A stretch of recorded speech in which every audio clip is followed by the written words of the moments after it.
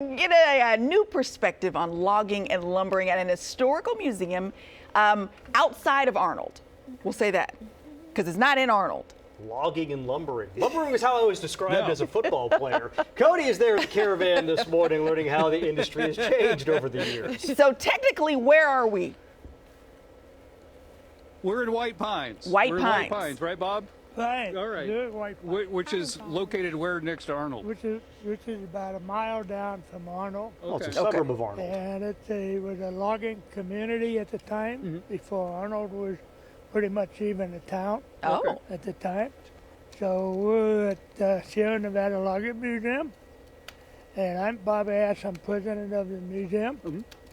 And this is Jason here, and he's a forester. And also we have Mike Stenfield. He's a forester, and these two guys are going to take you around and show you what we have here and what's going on here. I'm telling you, I've been here about an hour, and I'm having the best time. This is really great. Mike's going to show you inside the museum here, but Jason, tell us about the Jamboree that's coming up. Okay, so the museum is completely volunteer and donation supported, and we have one of our most important fundraisers coming up. That is the annual Logging Jamboree. It is every Labor Day weekend on Saturday, so that's August 31st this year, and it is a wild good time. We've got axe throwing, we've got hot sawing, we got crosscut sawing, so some fun competitions for the family and everybody to watch, plus, you know, some of the finest logging exhibits in the area. It is amazing. These exhibits are absolutely amazing. There's a Jack and Jill saw thing that I think that would be the end of my relationship with my wife. Yeah, one on each end, back and forth. Yeah. I don't think Carol and I could make it through that. Okay, so that's coming up around thing. August 31st, yes. What are we going to see inside? You're going to see some excellent exhibits about the logging industry and the logging history. You're going to see how sawmills work. You're going to learn about the forest industry and the forestry science. And you're going to see some how logging camps work. Plus, you're going to have some great opportunities to buy some merch in there. Yes, they have fantastic merch. They have a pair of suspenders that I got my eyes on. I think I should buy those. What is it like to be in this industry? Because I think people at home, I think most of the things that we think about logging, we learn from like cartoons. You know, you can see Bugs Bunny goes up and saws down a tree. You know, it's an exciting industry. It's also such an important industry for the region's economy. You know, even though we might not think about it as much, we use a lot of wood for a lot of things. And so it's really important for the region's economy, the state's economy, and for forest health, really. Yeah. So we're going to talk about that, and we're going to show you some of the exhibits here. They're fantastic. But some of the engineering that they did back in the day is going to blow your mind. I'm telling you, it's going to blow your mind. All right, White Pines. That's where I am. White Pines. White Pines, not Arnold. We're in White Pines. I'm telling you got to check out this museum. And if you got a chance to come to the Jamboree, we're coming back next year, and we're doing just a Jamboree. Come on up. I put my foot down, and I've got my calendar out because we're going to come out and do that. But we'll show you inside the museum coming up. Back to you guys. who doesn't love a good old jamboree? Cody, I know we're checking out lumberjack That's stuff right. today, but let's not come back with our lumbar jacked after today. You see what he did? But Too also, late, John. Too late. That's true. Too late. It was really good. Too late. Thank you, Cody. Appreciate it. Oh, man.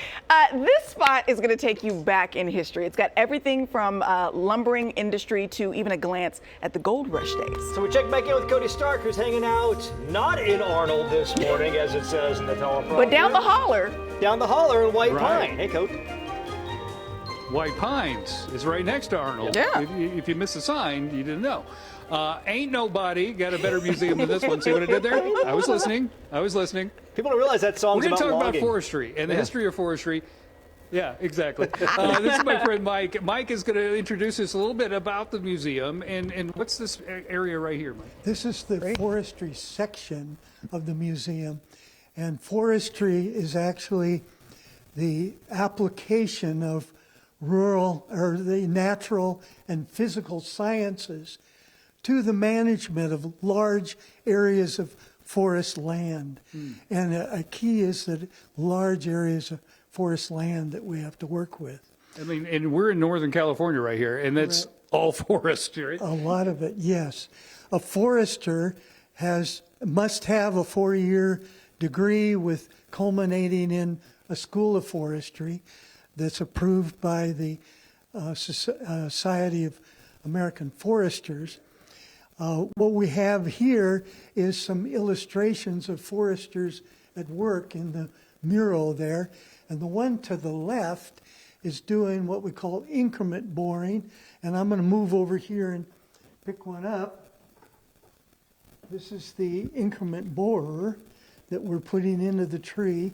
And then we extract, can you see the I can. rings there? Matter of Okay. fact, what we're going to do is in the 10 o'clock hour, Mike and I are actually going to go out to a tree and show how that works. Yeah, and this is a help to tell how trees are growing, how vigorously or poorly, either one, that they're growing by looking at the number of rings per inch. And we have standards, like 5 rings per inch is fast growing, 20 rings per inch, really slow. So those are part of what we use. And what we're looking at in the mural is different things that foresters do. So the forester doing the increment boring is finding out whether or not that tree would be marked, like is showing in the middle picture of marking the tree for removal. And then when all the trees are marked within a predetermined timber sale area, that is offered to a local lumber company to bid on it. And if they get it, then they send their logging contractors up to remove the logs, take them to the lumber mill. Now, as part of all of that, we're going to show you in the rest of the museum the different parts of logging and getting the logs to a lumber mill. Now, a lot of people are concerned right now, it's fire season and everything. You've got this back behind us, and you told me about this, and I was like, okay, this now makes sense. We only have about a minute left, so if you could explain okay. this. Well, basically, this is what you call a fuel ladder. If you've got a lot of young trees, and like in the past 40 years or so, where the management has changed, where we're not managing like we used to. When I was in the Forest Service in the 70s, we were managing with a number of timber sales, a lot of thinnings. We had funds to do fire cleanup and that kind of thing. Now we've got a whole lot of growth in the forest, and what I'm showing is if there's a fuel ladder, a lot of trees of different sizes working up to the crown, that the fire just goes whoosh right on up to the crown and starts what they call a crown fire, which gets just out of control. It just goes sending sparks ahead, and we can't control it. As a forester, the dark trees is how we would have thinned it so it doesn't have that fire ladder effect. So that's what I'm showing in this particular. That is interesting. So if we could remove some of that, give it a little space, we can help out with that. Yes, and foresters are the ones that have to be back in control on forest land. That's not the case right now, but hopefully we can get more foresters back into control on federal forest lands where they can do a lot of this work in the future, which would minimize the amount of effect of forest fires. Right now you're seeing the result, just way too much vegetation, just extreme fuel, and you'll hear firefighters talk about it. And it isn't global warming, it's huge amounts of fuel that are making our huge fires. Oh, interesting. Okay, just one step in this museum, and I'm telling you, this museum is fantastic, so we're going to keep going around and learning stuff. Back to you guys. Oh, where do you want to send the caravan next? Oh my goodness. I am able to travel anywhere. If you live in a small town and you want to show off your community, please invite the Codester over. Good day at kmaxtv.com. Yes, right, I just there, called myself Codester. the Codester. Also, if you can travel anywhere, let's aim high. Bora Bora, the Maldives, something. Put Yeah. some wings on that If caravan. you invite me, I get to go. Yeah. Thanks, Thank you, Code. And welcome back, Cody's Caravan. We're live in White Pines. We're at the Sierra Nevada Logging Museum here. Mike, what are we looking at here, my friend? Well, I'm going to tell you about it in a minute. I want to first say I'm Mike Scanfield, registered professional forester. And foresters are like architects, where architects have building contractors, foresters have logging contractors Okay. that work with them. So we do the scientific marking of the trees that are removed for particular reasons from the forest, and then the loggers come in and do the removal according to specific contract requirements to take the logs out. What we're looking here is the beginning of the harvest process, and it's called falling the timber and then limbing the logs that are down on the ground, and then bucking, cutting up the logs to prescribed lengths that the mills want at the other end. So interesting difference about the mannequins that you see here is that we've determined that a good way to get a good hardy mannequin was to go down to the local muffler shop and have the welder make up these steel mannequins so that they could hold and do the different jobs that we have them doing here. So you're looking at steel mannequins inside there with muffler tubing to make their bodies. I love it. I love it. Let's keep walking because we got a lot to show off. What is this over here? What are we looking at All here? right, what I've had done here is these are examples of each of the tools that we show on the other side, in the way of the camera. Like for instance, back here with the drag saw, we have example of how the drag saw is used in this part of the exhibit. So each of the different tools that we have, the exhibit builder has shown how they're used in this whole diorama.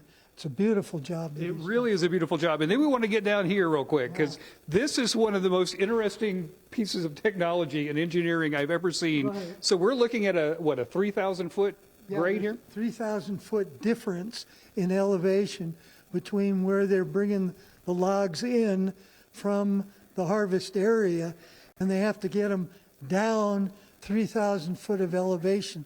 Now the alternative is windy tracks all the way down for miles and miles, or an engineer came up with this device with cable, and he's got 8,000 feet of cable circular where he can run a loaded train car down while he's pulling an empty train car back up. I'm telling you, this museum is fascinating. You've got to come out here. Mike, thank you very much for showing this to us. You've got to come down here. I'm telling you, it is the best Left and right. museum I've seen in a long time. They really explained the whole thing. Back to you guys in the studio there. It was so neat. Very 3,000 cool. foot grade. I was like, how did they get them down there? Learning something new every day, I'm telling you. Fun to see. Earlier this morning, Cody headed up the hill to check out the Sierra Nevada Logging Museum to get all the details.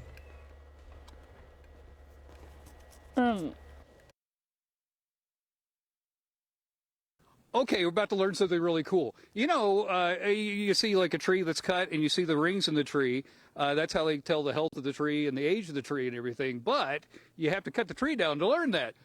But they actually have a tool. Mike, tell us about this little tool here. Well, the tool is called an increment borer, Swedish made, fine steel. And what we do is go over to the tree about breast height and find a place where we can go in here. And then we start, You got it. got to get it started here. What I'll do is just go in a little way, and then I have an extractor that I'll use to pull the core out so you can see it. Let me get this in there for a while. This is really interesting. I didn't know, because, like, you know, I'm an idiot. I didn't know, but I thought you just had to chop the tree down to see how healthy it was. Okay, help me put it in here. Okay, so it goes in that little hole Yep. between the two of us. There we go.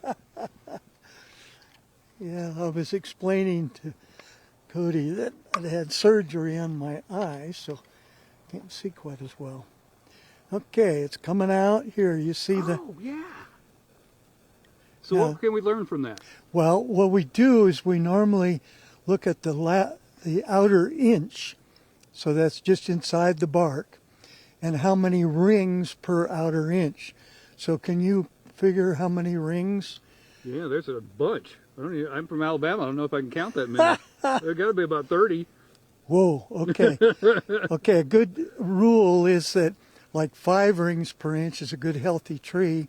Getting up 20 or 30, it's really slowed down.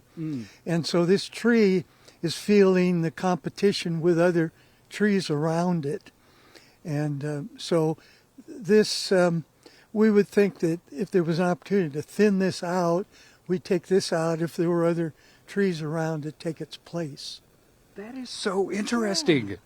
That is so interesting. Just that little thing that you can tell all that about the tree.